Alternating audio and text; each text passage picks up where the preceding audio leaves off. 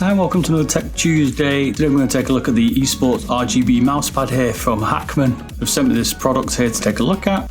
As you know, on Tech Tuesdays we take a look at gaming peripherals, sometimes mousepads, sometimes other technologies. If you haven't already, check out the MM300 from Corsair that I did the other week, as well as the Razer Firefly I've done in the past and the MM800 from Corsair.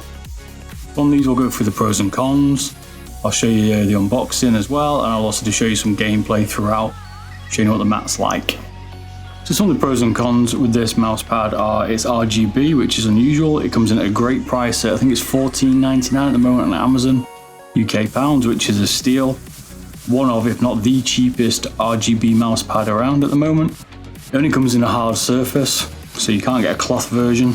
It's got a surround RGB lighting. It's not lit past the block at the back here, which unfortunately is bolted through the mat, but I can accept that being at the price bracket it is.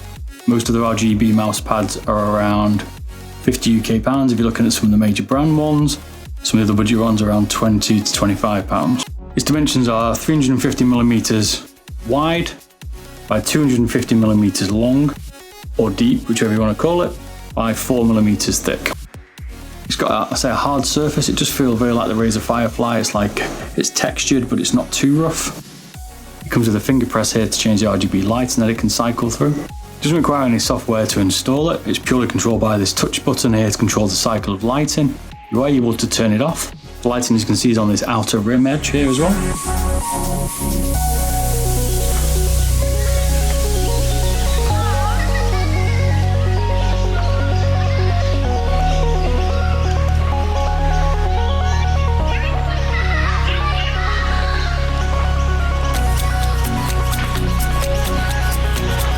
On the rear of the mat, you've got 5 rubber pads, one in each corner and one in the center.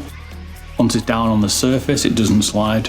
It's very like other RGB mats, it's quite secure. Once it's there, it's not going to move around while you're gaming, as you can see in some of the footage.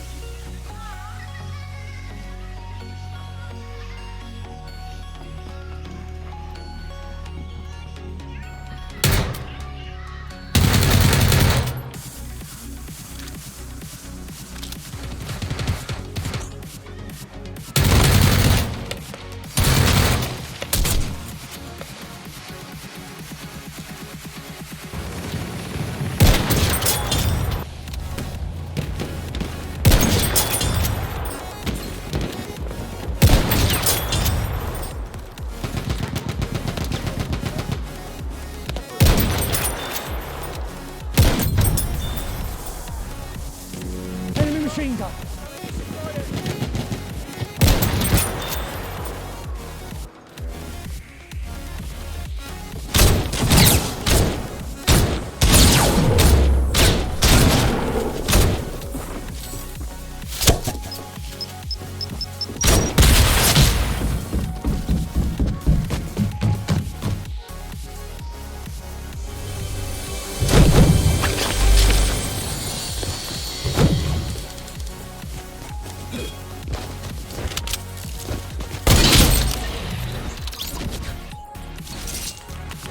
I'm not sure this is a good thing or a bad thing. The RGB lighting hasn't got any brightness settings, and it is quite dull, I guess, in a well-lit room like it is at the moment here tonight.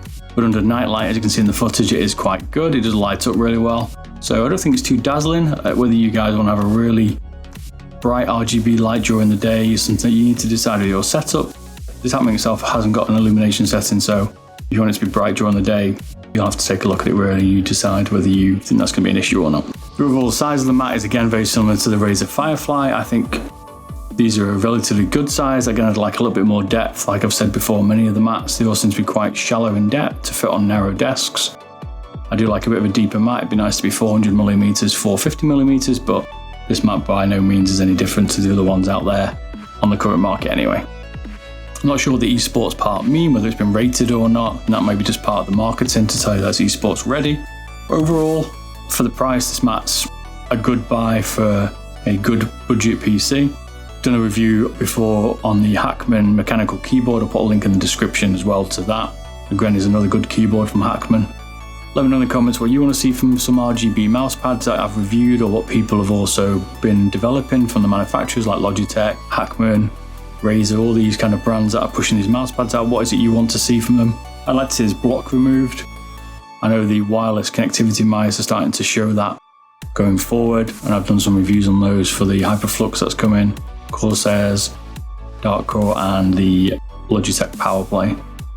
But for the wide ones, USB, these are the ones that at the moment come with this USB block. I like to see Hcman's put it in the middle. Would have been nice to see it on the side, a bit like the SteelSeries QCK Prism, but it's very similar to the position of the Razer one here. Quite like the industrial look of the metal bracket here at the top that's screwed into the mat.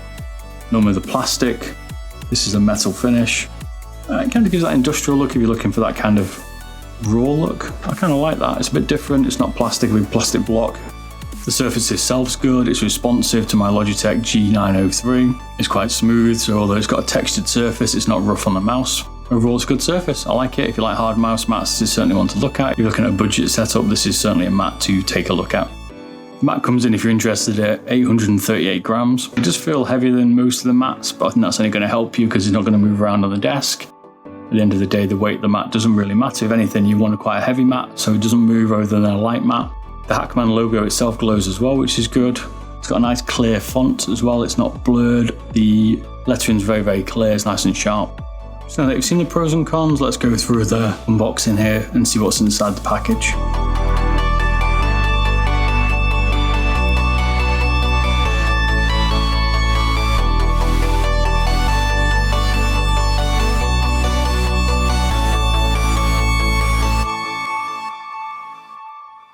That's what we get inside the packaging. So now I've unboxed it.